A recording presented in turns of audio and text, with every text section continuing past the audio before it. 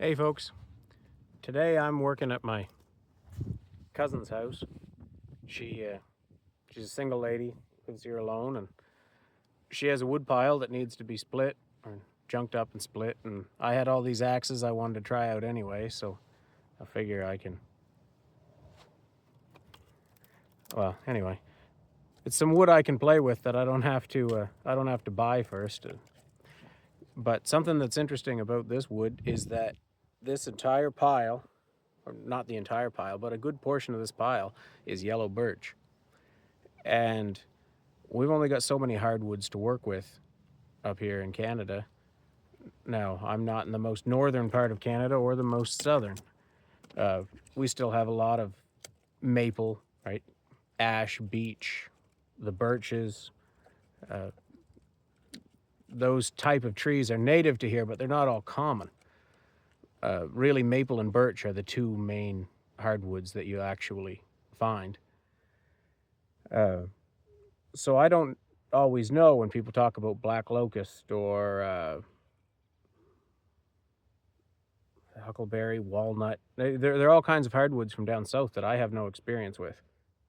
But something that'll kind of show here today is that I think that yellow birch can likely give them a run for their money in difficulty. It's twisty, it's fibrous, and something that I've found interesting since I started watching people on YouTube is that I can't quite get my head around the idea that people think that seasoned wood is easier to split. Maybe it is in some varieties, but the strategy here, when you're not just playing like I am now, the strategy around here was always to split it green and while it was frozen, because those fibers will bust apart better when they're frozen. But man, maybe some softwoods, I don't know. I find if it's so green that it's just like a sponge, right? A soft wood that's spongy and you're squishing water out with your axe, well, that's really, really hard to split because there's no displacement. It just squishes into it. It doesn't bust anything apart. But this kind of seasoned yellow birch, I don't know when this pile was put here. And to be honest, she's probably got enough wood in her basement for this coming winter. This is probably 27, 28 wood. But one of her brothers got here before I did at some point, and he junked a bunch up, but he didn't split it, which is fun for me with the axes because, as a general rule, we always split as we go, right? Kind of cut what you can get with your saw on the face of the pile, and then you move. You split that, either stack it or toss it on the truck or throw it in a pile, and then you junk up a few more logs and you keep going as you go. I've never had a pile of rounds that needed to be split. Now, none of this is very big around, but you'll see some sticks that are hard to split. And we got a little start on this pile the other day, so I've been into it already. My little boy was with me, and when I watched the video back, some of it, I'll share some of that video, I realized that one of the reasons he was having so much trouble splitting these rounds is that it's not just that they were hard to split and he's a little person, is that he really wasn't swinging as much as he should have either. I was focused on what I was doing and I was chatting with him, but I wasn't paying attention to how his swings per minute were progressing. And he'd take a swing and he'd stop and he'd look at it, and that's not going to get the job done. I'm going to have some words with the boy. But if you only weighed 90 pounds, this would be an intimidating block of wood to get into. And I've got not all of the splitting axes that I've collected so far, but if you start over here, I've got a Grants Force Brook with it's got a 27.5-inch handle. That's the maul, not the splitting axe. And then I've got an FE6 council tool. I've got my little ugly duckling braids on the short handle, Tassie pattern, and then that's a high test. Where are we at here now? I can't get my finger here. That's the high test Challenger, which has got a really nice splitting profile on it. That's a Walters made in Canada fire axe, the red one. And then a Canadian-made Kelly Dandenong with the strike protector on it. And then last, but it turns out not least, is a Fisker's. They call that one the X. Is it X25? No, I think it's the X27 that has a long handle. It's got a 36-inch handle. This one only has a 28-inch handle. It's the one I did the safety video on, and it's the one I bought for my boy so that he could bust it up if he needed an axe that he could overstrike on while he's learning. I figured that would be a good one. For the most part, I've regretted buying that axe until I got into this stuff, and I don't know whether it's actually splitting better or if it is just that I care less about it and I can swing it with more abandon. I can just give it everything I've got and I really don't care what happens.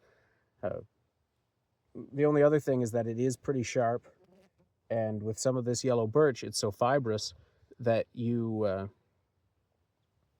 if an axe is kind of cutting as it goes down, those fibers that are running crossways and not breaking apart, it actually helps if those are cutting too. So I'll use a few of these different axes. This yellow birch is really, it's almost out of axe territory. I probably should have brought a few different mauls to compare with one another rather than just comparing the axes. But like I say, I've got all summer to do this pile.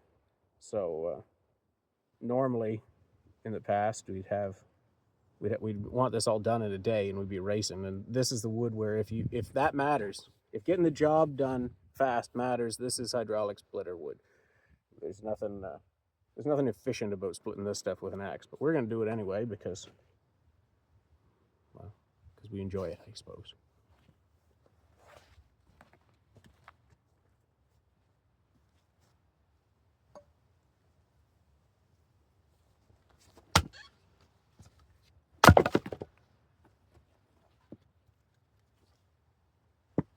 It figures that the first piece after I tell you it's going to split hard would split well.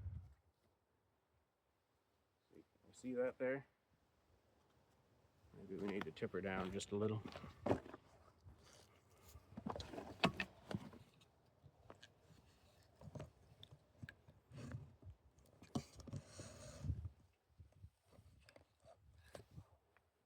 There we go.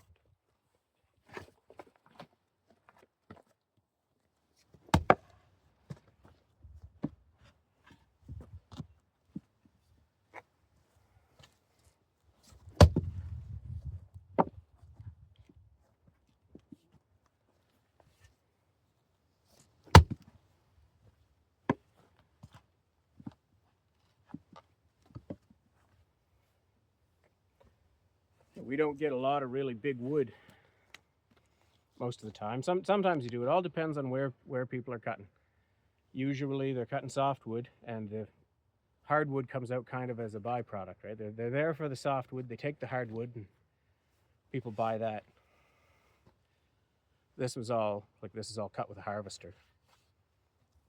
So this stuff, most of this isn't really big enough to go around on the outside. It's just kind of got to be broken down enough to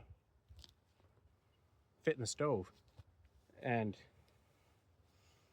an interesting thing about this pile of yellow birch is that I didn't know that's what was up here. I just told her that if the work needed to be done, I would do it because I had axes I wanted to try.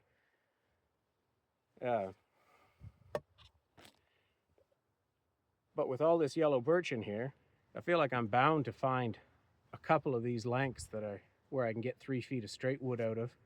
And maybe I can play at making some handles then. I say good handle trees they're few and far between around here. Most of the wood lots have been cut over and over and over again.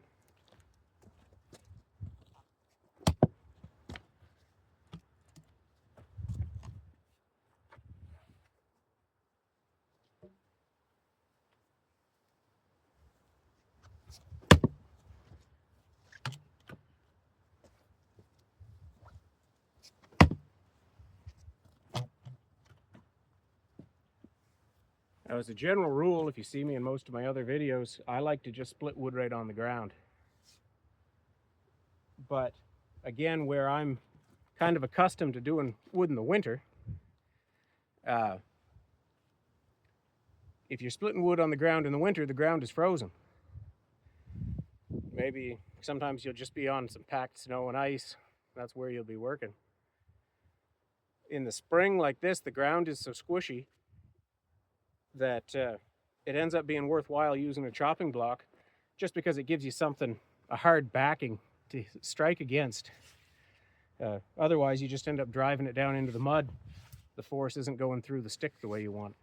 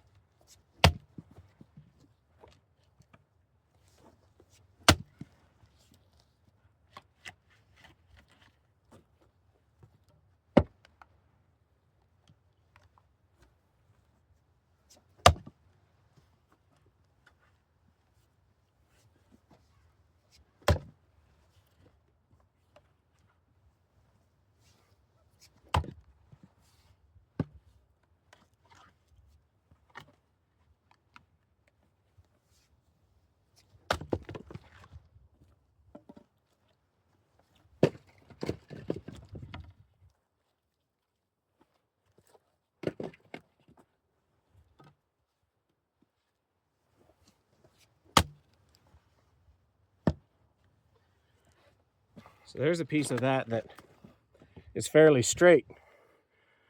I don't know if you can see those fibers still stick together.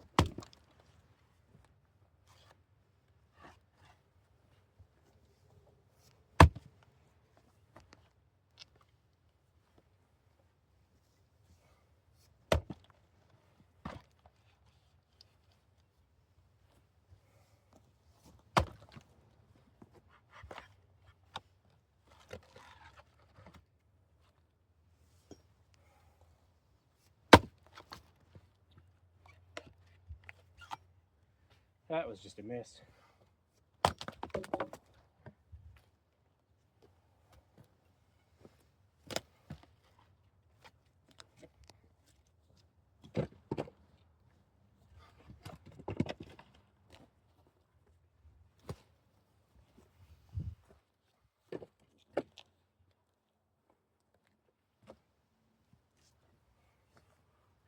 It seems fitting that after I tell you it's going to split really hard, I run into some fairly straight grain stuff. This is a Walters pickhead fire axe. I bought it, well, I kind of wanted to try splitting with a fire axe anyway, but trying to find things that were made in Canada. And this is a second from the East Coast Lumberjack handles. Kind of bought it out of his second bin. It's not one he'd send out as a premium. If you look here on the base of it, there were nails in that tree. He ended up hitting them with his bandsaw.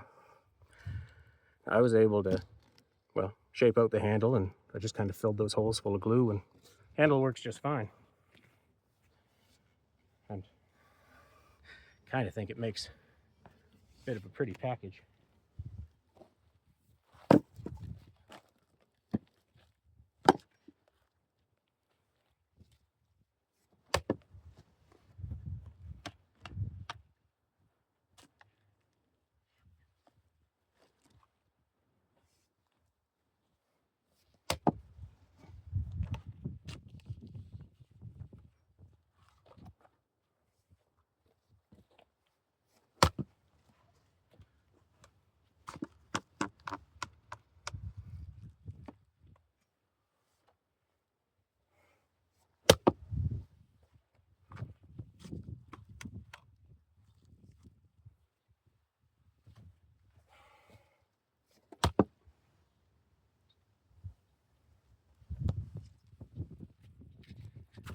There's a little bit better example. If I can get it in here. Got a shadow from that axe handle. But rather than coming straight down, the grain on that wood is in a spiral. So it's not just knots. The trees grow in a twist. It's almost similar to what you see from the Australian, the eucalyptus or the gum stuff. I'm not saying this is as hard, but it kind of grows in that same spiral pattern a lot of the time.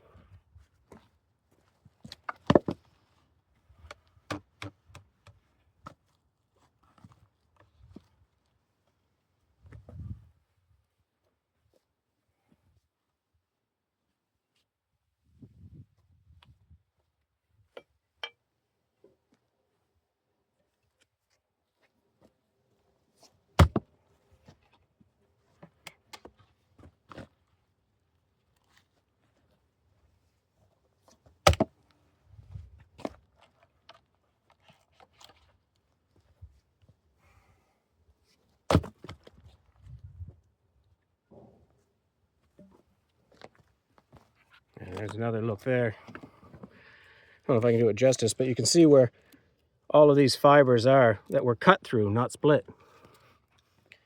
They just won't go down straight.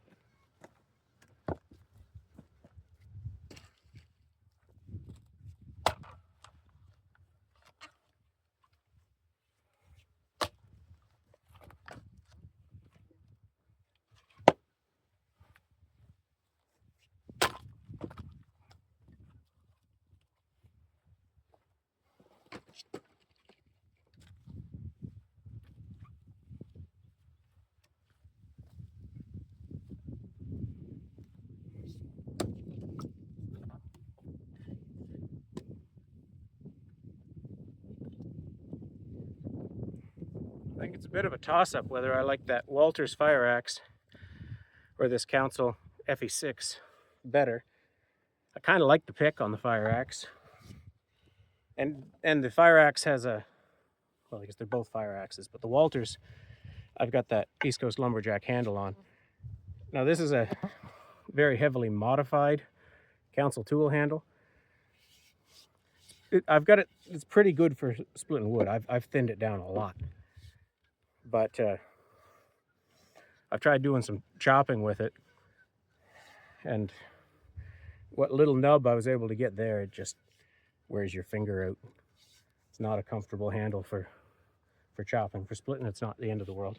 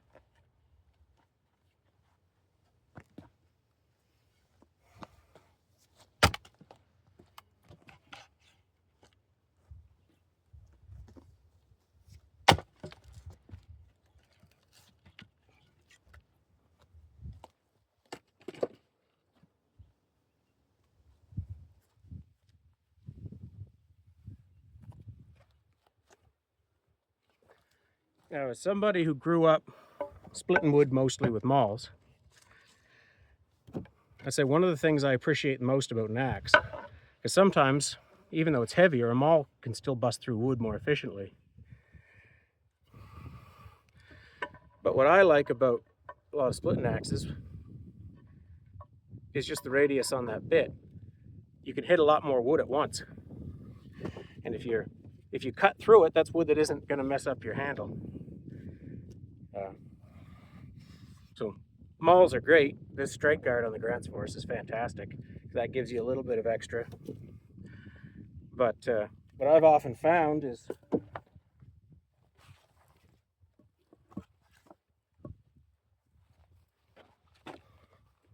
the mauls focus a lot of energy, but you have to be extra careful to kind of hit on the edge, because if you hit dead center, there's a lot of wood left there that can break your handle if you go in very deep. So I think, yeah, the difference in the radius is probably the main thing that I like better about using these axes. And it's something I don't know I've never held one, but I don't think the Grants Force splitting axes have a different radius. I think they just have less pole. So I don't think there's much difference in the price. I'll get them all day. I don't really. I know they're good tools, but if I'm gonna have this shape, I'd as soon have them all.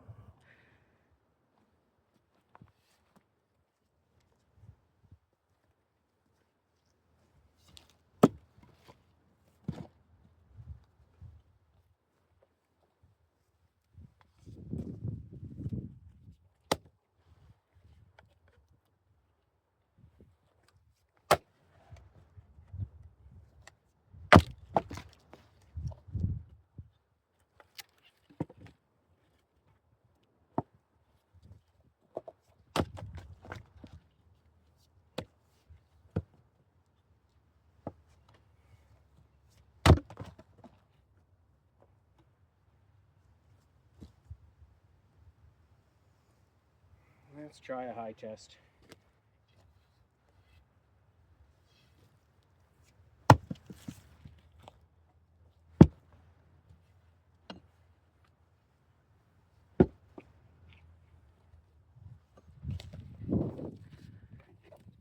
Now this high test Challenger is one, I don't know which video will get out first, but this is the yellow birch handle that I filmed hafting. Now I don't have any finish yet. I don't have any finish on this handle yet. Black flies are getting awful here. But I like to swing them for a while, use them a little bit, figure out if there are any hot spots, anything I want to change on the handle. And then I'll kind of sand off the dirt, sand off the hot spots, and then I'll do a burn and a finish. But not till I get a little bit of use out of it, just to be sure it's the way I like it.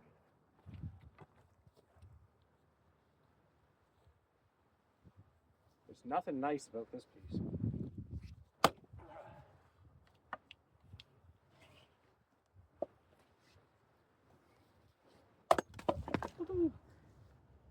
Where's the head? I overestimated it.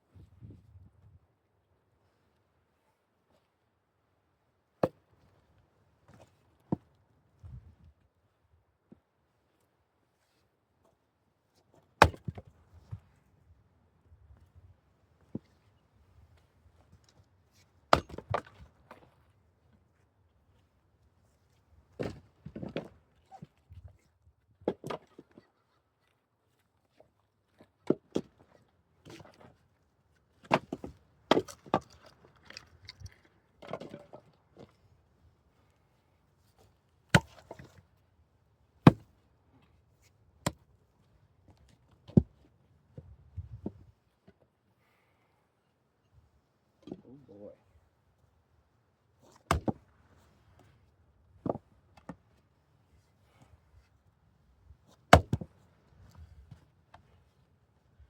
I missed.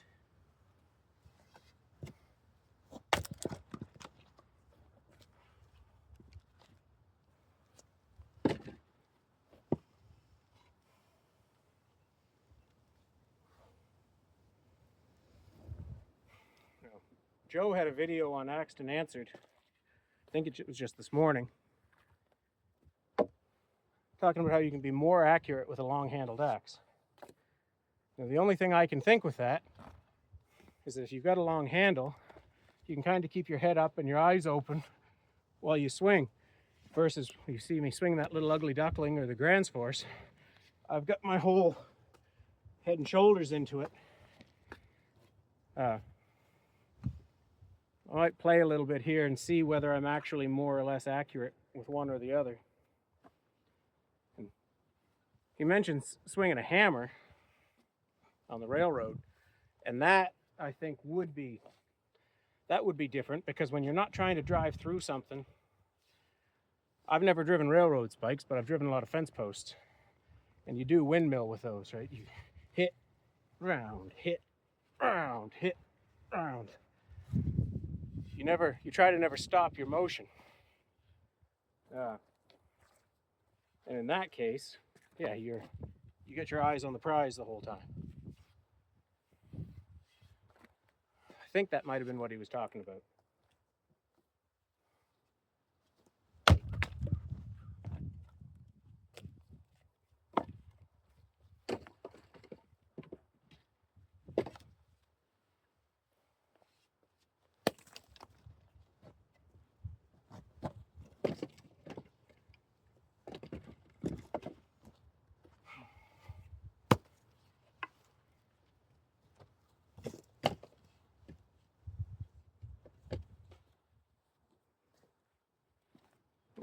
Another thing that I think might be different,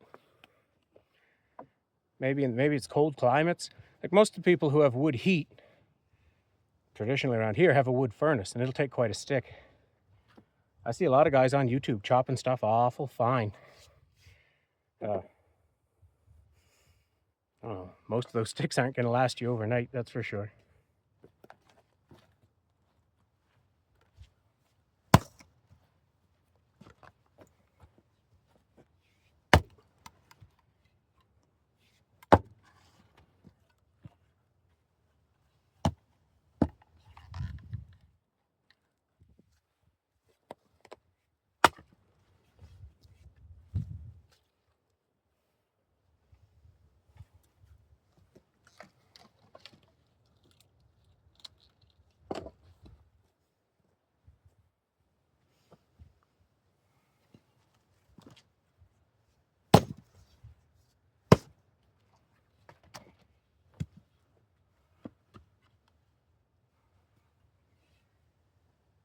Now, my father's a pretty good man at splitting wood. And he saw a video from Wrangler Star here a while ago. And comes to me. He was absolutely incredulous. It's like the man said he's been splitting wood for 40 years and didn't know that you could go around the outside and chip the outside off or flick an axe. And it kind of goes to show that they're different. Everybody knows different things. To my father, and I guess to me, because my father started teaching me when I was young, it's saying that that's how the right way to split wood on big rounds is like like saying the sky's blue. But I say most of this stuff, you pretty much have to go down the middle because it's not that big around.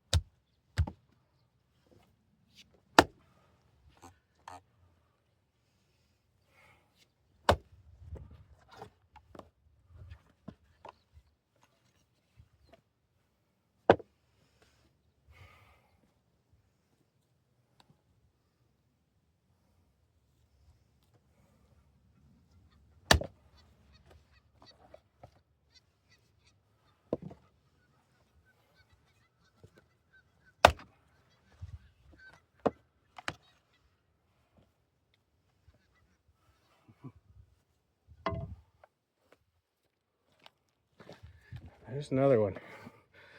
The crane's just wiggling down there.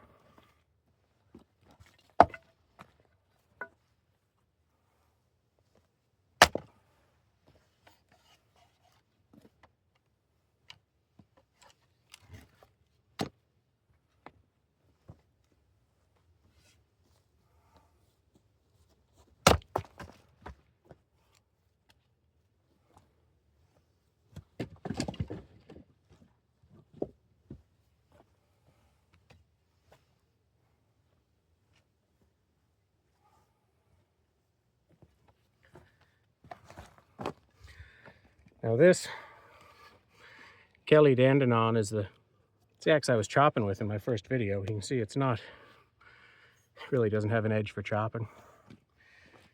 And it's a pretty worn down axe. I paid a lot of money for it, but I'm sure the bit was likely out there before. So it's not very heavy anymore, but you can swing fast.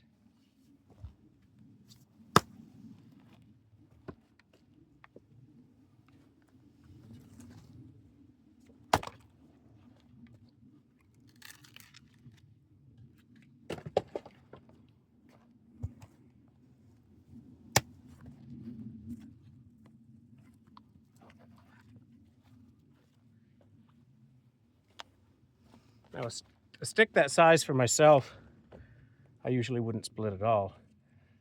Sometimes, like I say, sometimes when it's for a lady, maybe sometimes they don't want them to be too heavy. It's hard for them to maneuver in without burning their fingers.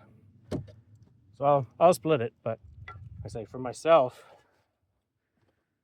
where the bark's already broken so it can dry, I probably wouldn't bother.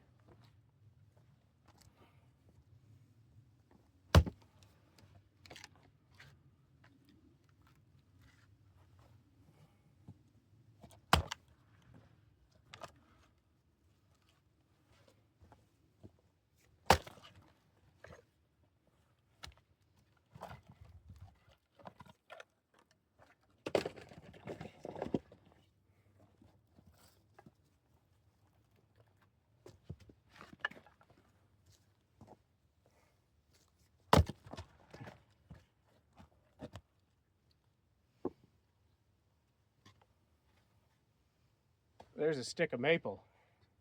It's certainly a lot easier.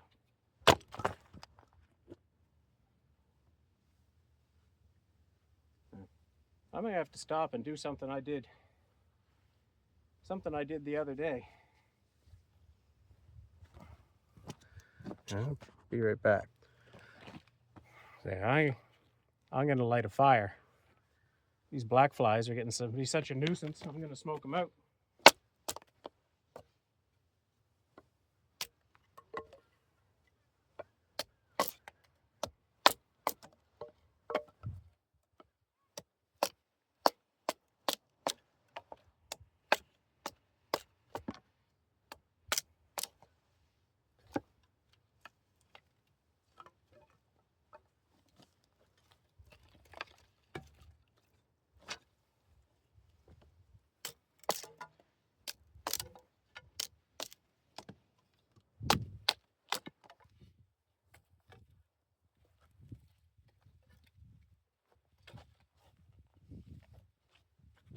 Now I'm pretty good at starting fires, but I don't think I'm going to waste a lot of time with any fancy bushcraft here today.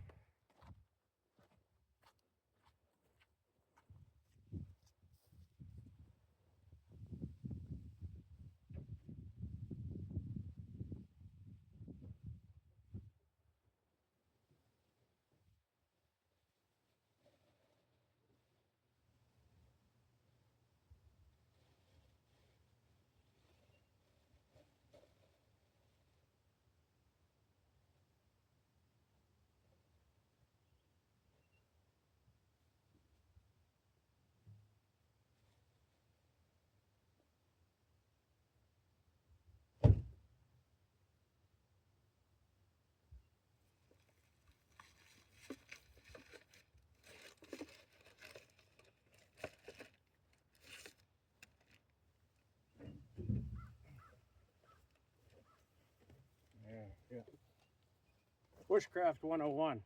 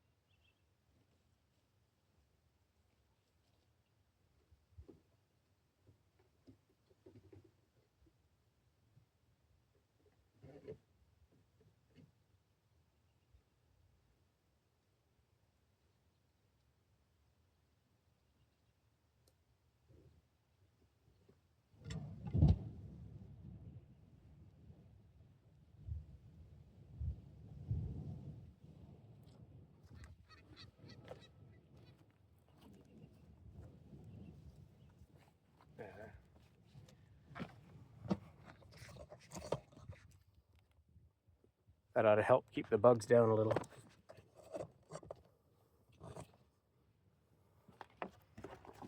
Still see the chopping block? Yes, we can.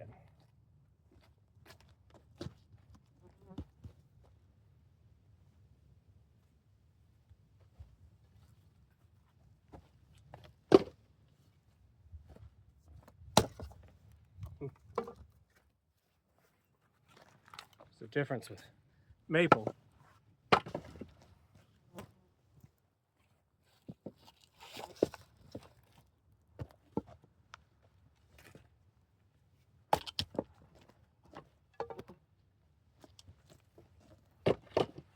You can get twisty maple too.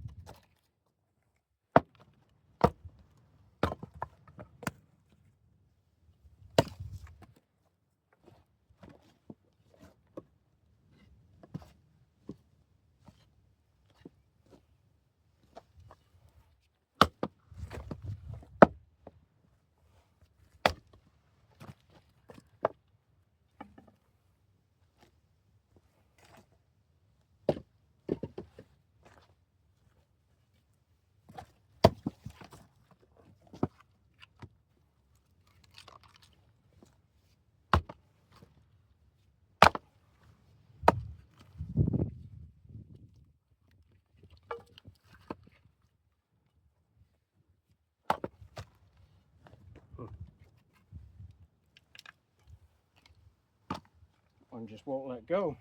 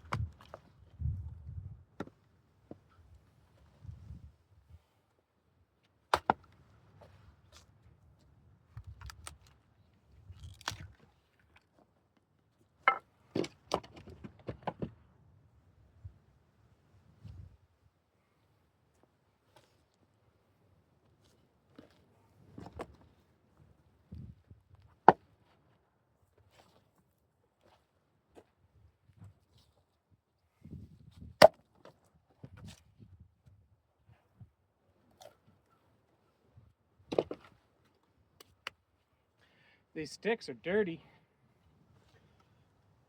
I don't like getting the dirt on my axe handle.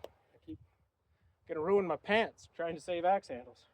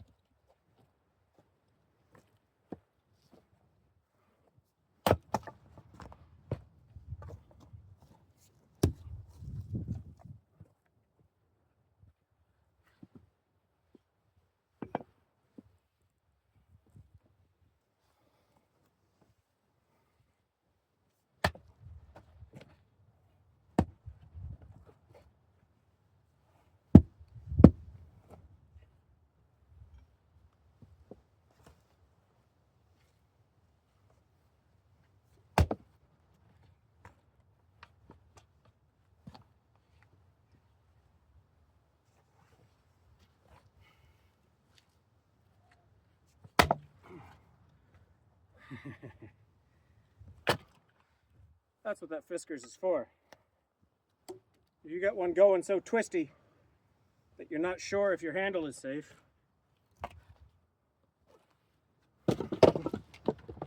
my boy asked me why I didn't care about the Fiskars. I said, well, I do care about it. It's just that it's replaceable. So are handles, but if I get a handle I really like on some of these vintage axes, I don't really want to bust it. I just buy new Fiskars.